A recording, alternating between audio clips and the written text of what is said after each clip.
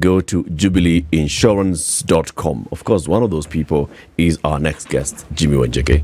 4.5 million USD health cover. It's better than 4.5. That's huge. It's huge, right? Huge. Just talk to Jubilee Health Insurance and you'll be sorted. That is huge. They have cover for me and they have a cover for you. Yeah. Sounds good. Sounds good. So how do you talk to Jubilee Health Insurance? Go to their website. That's jubileeinsurance.com, or you can call them. And City, what's the number? 07? 0709 Right. 949 000. 0709 949 000. Yes. Jimmy's PA has taken that number. He'll just tell the PA, call Jubilee. Tell them I want to talk to them. They'll come.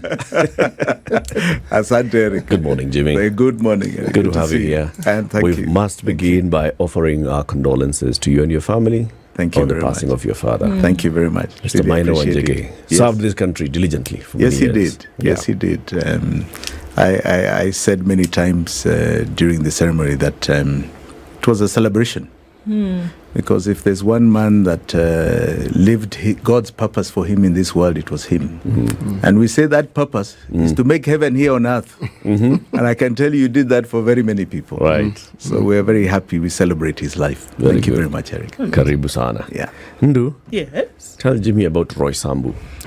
You know Roy Sambu? Yes, I know Roy Sambu. The area, yes. Yeah. So now in the area, at the roundabout, there's a Jewel Plaza. And at Jewel Plaza, the Aga Khan University Hospital has just established the Roy Sambu Specialty Care Center because there's a belief, which I agree with, that you shouldn't have to travel too far from where you work or where you live to be able to access medical care. And it's world-class medical care at this center. We're talking about day surgery, minor surgery. We're talking about chemotherapy, dialysis, endoscopy, all these things delivered by experts from surgeons to gastroenterologists, oncologists, etc., etc. And it's right where folks live and work because healthcare universally is here and now. Very good. In Roy Sambu. Yes. Oh, Same quality of Aga Khan University Hospital. really? Yep.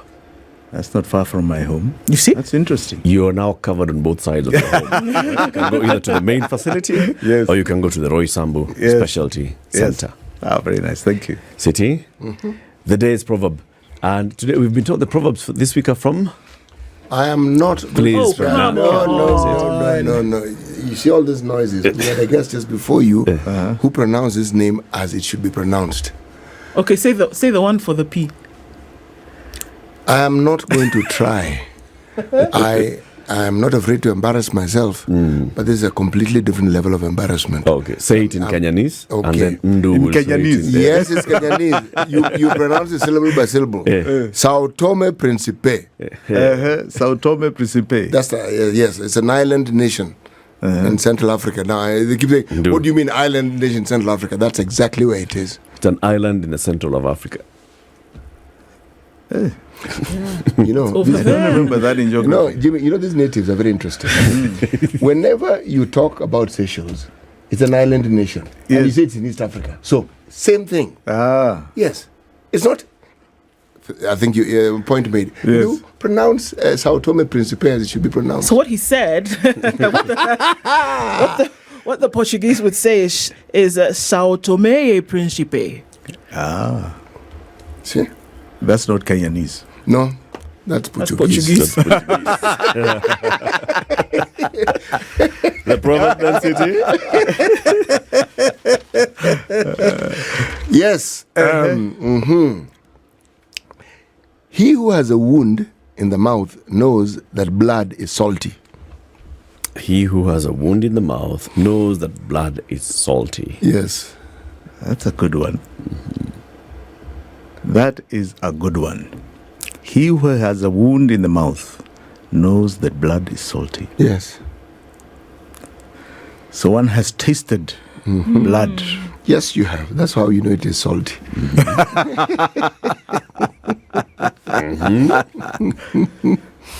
What do you think it means? That you know the taste of blood. Yes. You know, usually that a wound you have in your mouth, if it's not an ulcer, it's something that's been inflicted by, should we say, some trauma. Okay. Yes. And so the injury is what produces the blood. Yes. So it's in your mouth. There's no choice. You're going to There's taste no it. choice. You're going to taste it. So you know the taste of blood, Yes, you do. and that it is salty. Yes. So it has a cost. It definitely has a cost. You don't taste blood in your mouth just because it's not orange juice. It's cause of a reason. Yes, exactly. An injury. Yes, it is. So Eric, what do you think it is? No, Jimmy. We see what you're doing. That's not how it works. Nice try. It's okay. Take some time. In the next hour, we'll ask come you back to again. Yes. Same question. Sour. What do you think it means, right? Sour. So, Jimmy, let's begin by just getting your feeling and reaction to what's happened in the country in the last 3 or so weeks. Well, firstly, let me express my heartfelt condolences to the soldiers of the new revolution that have fallen. They are heroes, and one day they shall be given their rightful commendations with a new government. They are heroes of this republic, and they shall and must be treated as such. I congratulate the branding of Gen Z and the Gen Z revolution. I think a few months ago we had predicted this. Late last year we had predicted it. It has come to pass, and we congratulate them. And for those who imagine that it is over, I think they are living in dreamland. This is something now that's very deep in the soul of that generation, who are 70% of the Republic of Kenya. And all they are doing, I don't know why people are so anxious. All they are doing is embedded in the constitution of this land. Article 1 is very clear. The people exercise their power directly or indirectly. Article 2 also says the people have the right to call it back. They are the ones who protect the constitution of this country. When you saw that young man in parliament, in the chamber, say very loudly, Mr. Speaker, sir, where are you, Tumefika? They had taken back parliament. The people had exercised their sovereign right and taken back parliament. That entity today, I can tell you, completely lacks legitimacy. Completely lacks legitimacy. What does that mean? In other words, who believes anything that party can do, that house can do anymore? It is a third arm of government. Who will believe it? It went against the people, right? The people went and took back power, and even the president threw it under a bus 2 days later, so that the people don't go and take State House. Because you would have seen, as you've seen in other nations, like Sri Lanka, where the president, where Wananchi are jumping on the president's mattress in his palace. You'd have seen that probably that Thursday. So the people are exercising their constitutional right to take back power under Article 1 and 2 of this constitution. And I commend them. My gosh, it is fantastic to see. And I continually encourage them to do that. To do what? To do what they are doing. Because what they are doing is taking back power. You see, we have had a policy, I think, framework, I would like to call it, ever since the colonialist was here. That somehow, where you are appointed, if you have a job, you are the boss. People have never understood that it's the people that are the bosses. And that the people are your protection. And the people can take it back. What has never been clearly defined in that constitution is how the sovereign takes back their power. You're now seeing it on the streets. The others who say it should be a referendum. The others who say all sorts of things. But this is now a demonstration of the people taking back their power.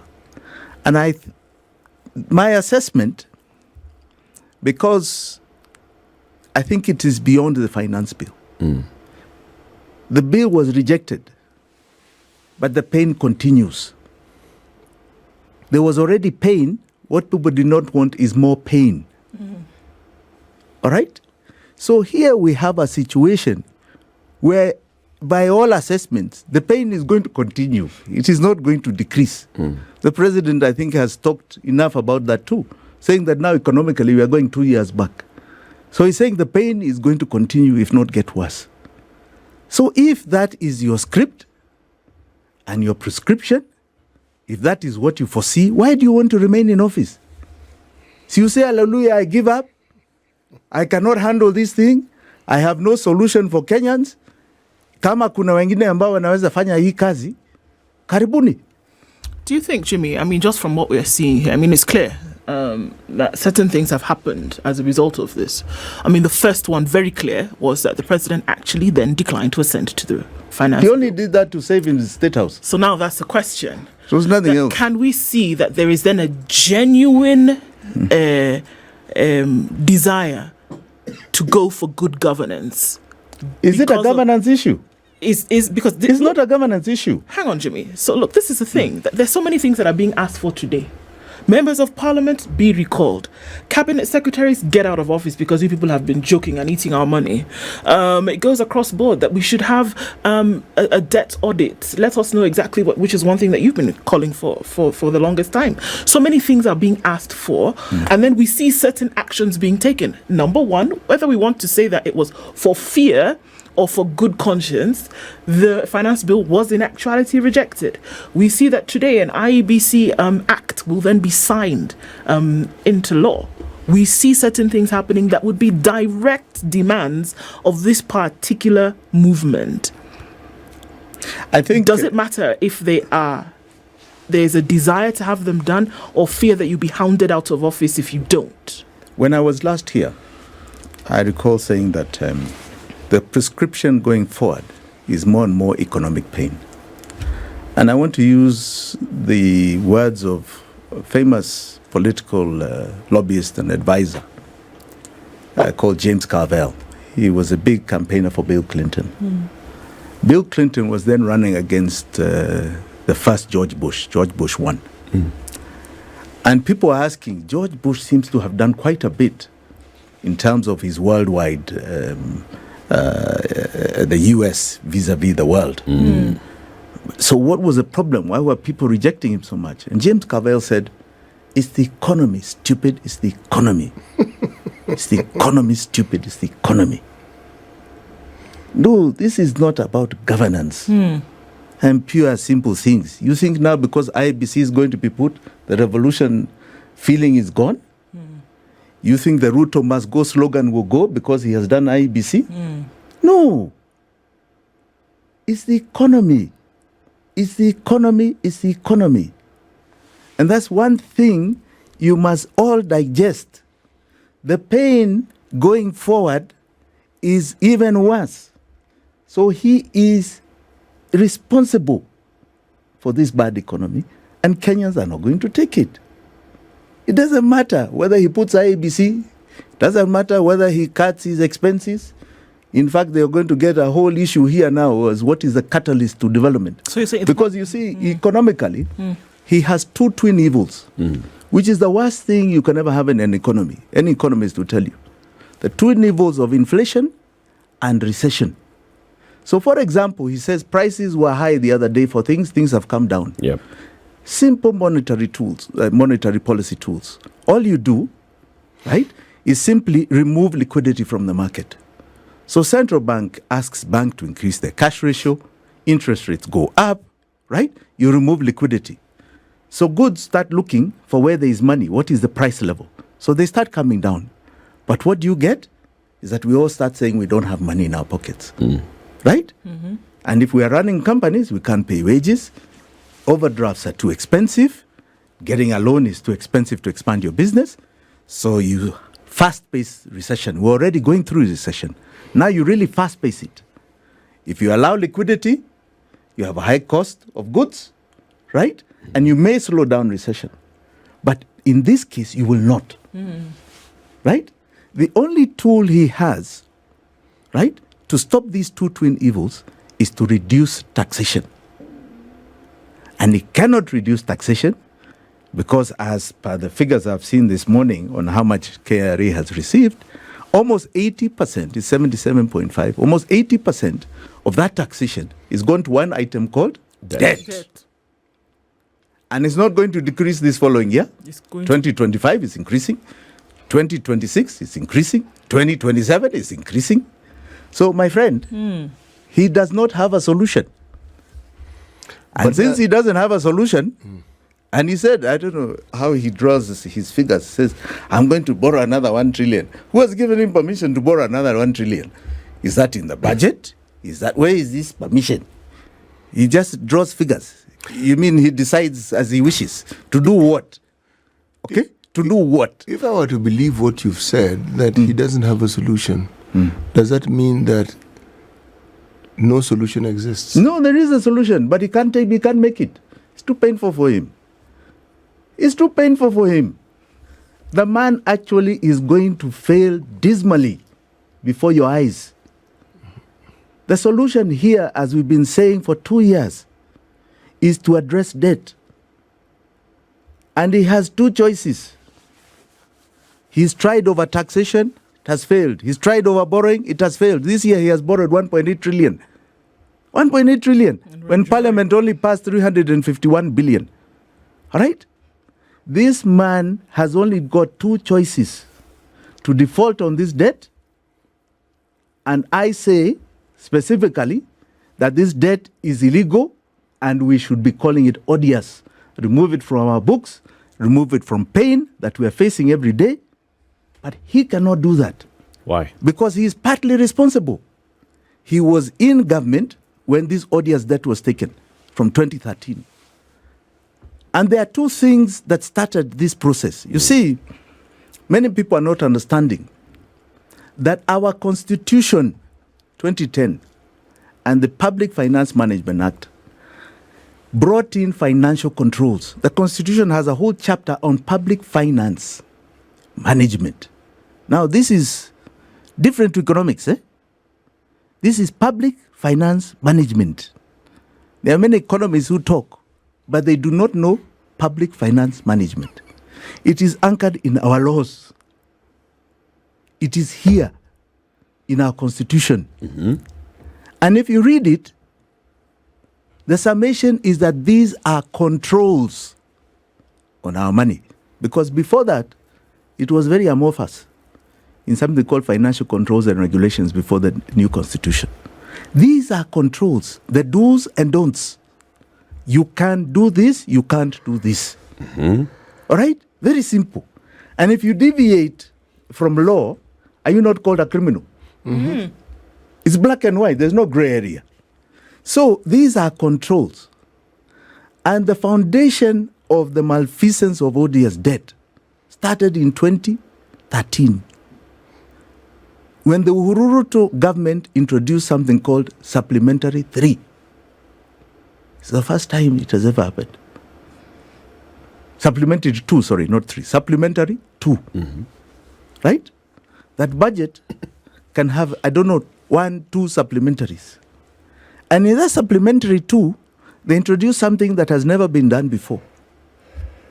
New projects. New projects.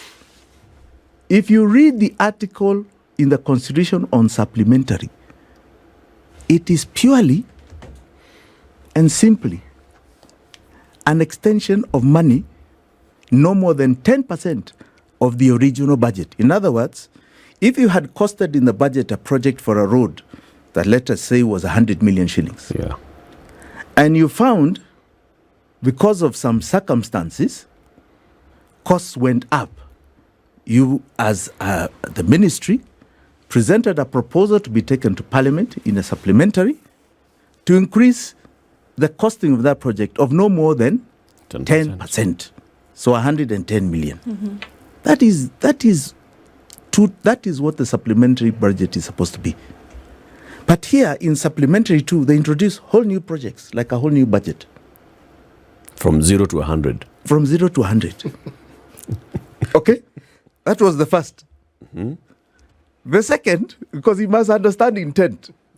The second was that they introduced amendments to the consolidated fund. The consolidated fund in the Constitution says it is the only account that all revenues must be received and expended. One account is called 10,3987. Okay? That's the account number. That's the account number. One account. Right? The Constitution is very explicit. And the only other alternative is if they are funds that have been created by Parliament, such as Petroleum Levy Fund. Yeah. Right? Which can have other Its own accounts. account. Another account. Okay. Now, what they purported to do, and this bill was presented by the majority leader at the time, a bill sanctioned by the Treasury and the Attorney General at the time. They purported to amend the Constitution on consolidated fund and create in the PFM law, an act of Parliament, different accounts, different reasons why the Treasury can open different accounts. How do you amend the Constitution? How did they do Through that? an act of Parliament. How did they do that? That's what they did. So there was a PFM Amendment Act Yes. that was taken to Parliament. Yes. What did it amend? It amended that you do not have to have one account under which proceeds are received. So you can have consolidated A and consolidated B, or You can have however whatever myriad you of want. accounts. and in none, fact- and in none fact, of what them is will so be interesting- consolidated. It actually said that you can have accounts that go to the extent. I'll give you an example. Disbursements directly to suppliers. In the case of external loans or external government securities, pre-negotiated expenses solely for borrowing. It can be paid to fees, commissions, expenses, financial arrangers directly, managers, book runners, fiscal agents, trustees, paying agents, exchange agents, information agents, syndicated agents, clearing systems, listing agents, stock exchanges, rating agencies, and other expenses. In other words, money does not have to come to the consolidated fund. It can go to these other accounts. It It can can be just go paid to out. any paid out how it wants without Okay. controller of budget's approval. That's what it means. Okay. Because the controller budget deals with the consolidated account. Let me see if I get this right. So what you're saying is before this amendment, there's the account called the consolidated fund. Yes. And all monies, even if you go and borrow money from China Exim Bank, from AFDB, from the Eurobond, from wherever, World Bank, IMF, it comes here. And then it leaves here to go now to the budgeted That is the areas law. of expenditure. That is the law. And then the amendment said that the money it can be paid out before it gets into the consolidated fund. Yes. So we can get money from, let's say, Jimi Wanjigi and associates, lending money to the government of Kenya through whatever agreement. The money can go into Ndu account and pay supplier Eric Yes. without necessarily getting first into the consolidated Account. account. Correct. I see. And in the consolidated account, the controller budget, right, oversees the implementation of the budget. So if she is to approve any removal of funds, all right, it has to be a line item on the budget. So they avoided her signature. Okay, you'll tell us then if you have information on this kind of transaction. So some of these things that were happening then, which led to, for example, amendment to the PFM Act that says you can now make out payments without necessarily having to come through the consolidated fund. What's the effect of that? Please call it illegal amendments to the Constitution through the PFM Act. Because it's you cannot amend the Constitution through an act of Parliament. For something to be called unconstitutional, that's a court of law that has done that. Has any that court is- of law that is declared exactly this? what they have done. What? Amend that section of Article 2 or 6 of the Constitution, which reads as follows. There is established the consolidated fund Okay. into which shall be paid all money raised or received by or on behalf of the national government, except that A is reasonably excluded from the fund by an act of parliament and payable to another public fund established for a specific purpose. That is now like petroleum levy fund. Okay? Or B, may under an act of parliament be retained by the state organ that received it for the purpose of defraying the expenses of a state organ. That's A&E. Okay. All right? Yes. 2 reasons. Yep. Now, in 2014, they amended to add in the PFM Act C and D. Remember I said A, B? Then in PFM, they add C and D. Which reads as following. Disbursed directly to the suppliers where the loan is a government-to-government loan and is raised for the purpose of financing goods and services provided by a supplier outside Kenya. That becomes C. And D, this is in PFM, take note. Yep. And D, in the case of an external loan or external government security applied, in part, to pay at closing pre-negotiated expenses, all right, associated solely and exhaustively with the borrowing, including but not limited to the fees, commissions, expenses of lenders, financial arrangers, managers, book runners, fiscal agents, trustees, paying agents, exchange and information agents, syndicated agents, clearing systems, listing agents, stock exchanges, rating agencies, and other expenses of a similar nature arising from the external loan or external government security. Okay. C and D were added In the amended PFM Act. in the PFM Act, Okay. and they do not exist in the Constitution. Okay. What was the effect of that? The effect of that Yeah. is that you now avoid the consolidated fund Okay. for the receipt of funds Okay. and the disbursement of funds. Okay. And once you do that, you avoid the budget because there's no item that can be removed from the consolidated fund that is not in the budget. I almost And hear the you say- budget is yeah. the appropriations bill, Okay. which is passed by Parliament, which has line items. Okay? This is for salaries. This is for a development project called a road in Kitui. Okay?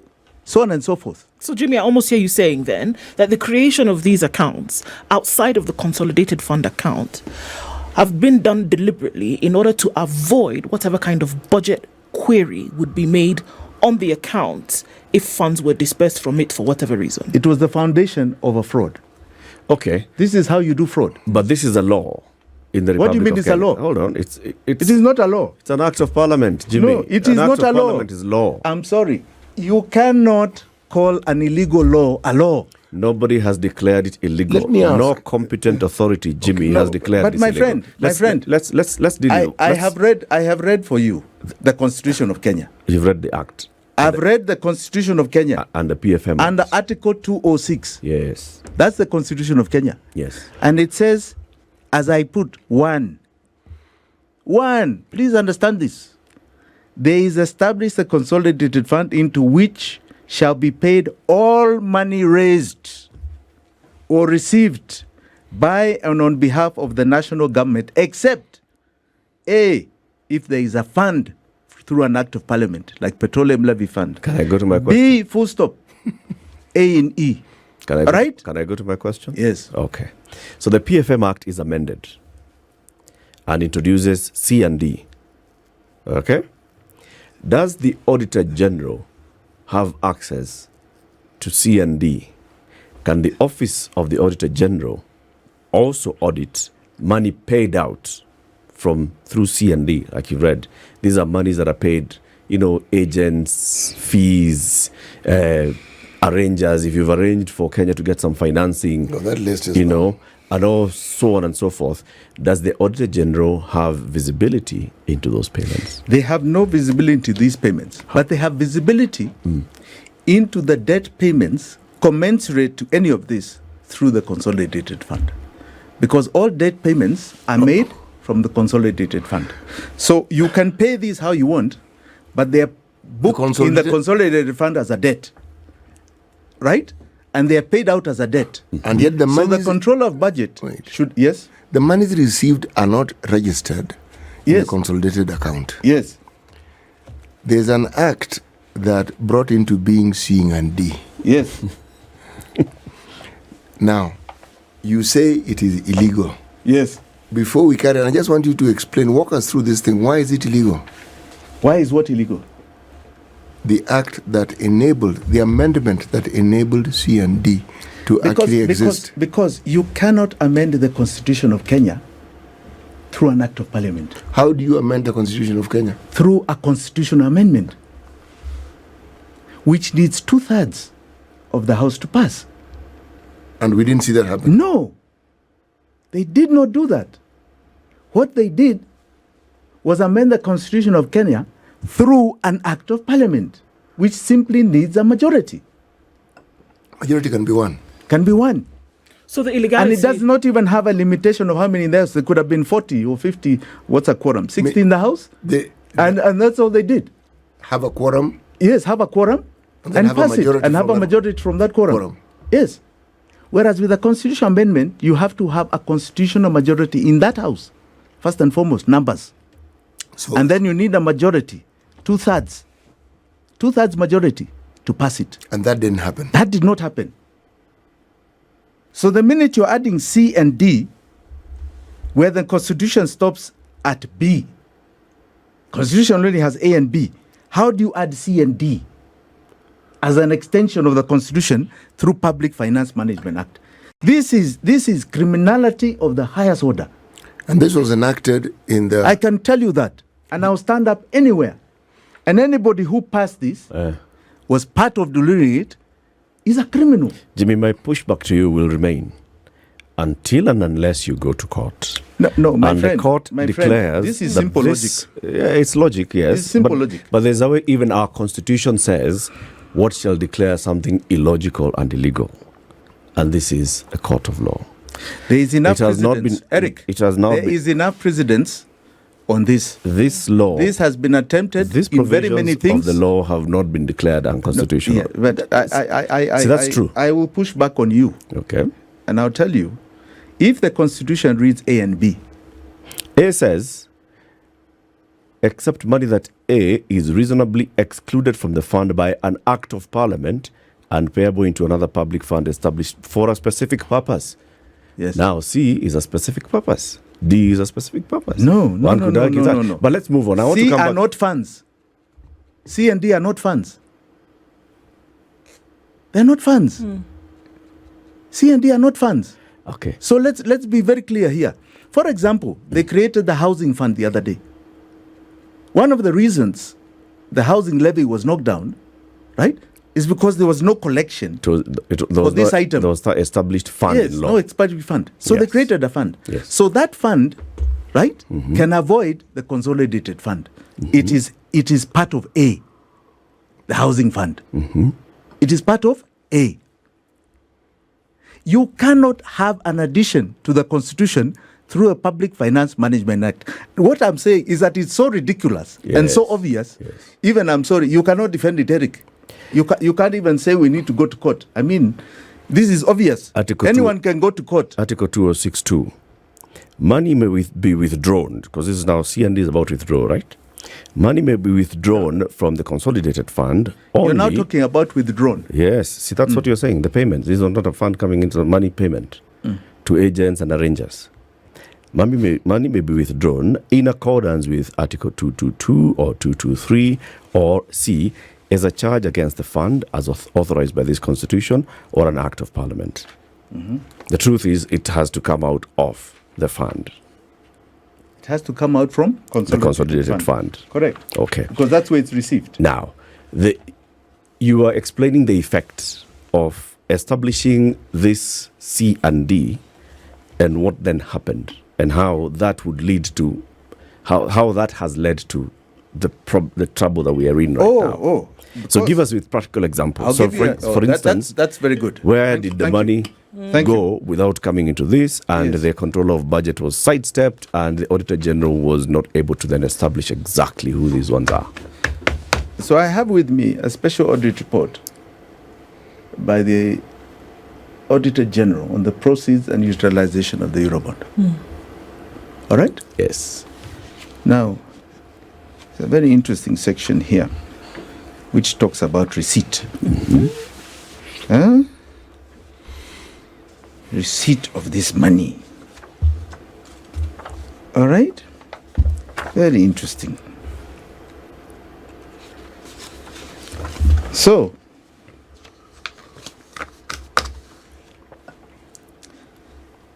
just to remind our viewers, the Eurobond that was floated 10 years ago that you saw William Ruto trying to refinance to pay the other day was taken in 2014, 10 years ago. And the first ticket was $2 billion through JP Morgan Chase, and then tap sales of about 815 the end of that year through Citibank. So the Auditor General does a report because we had all made a lot of noise at the time about it.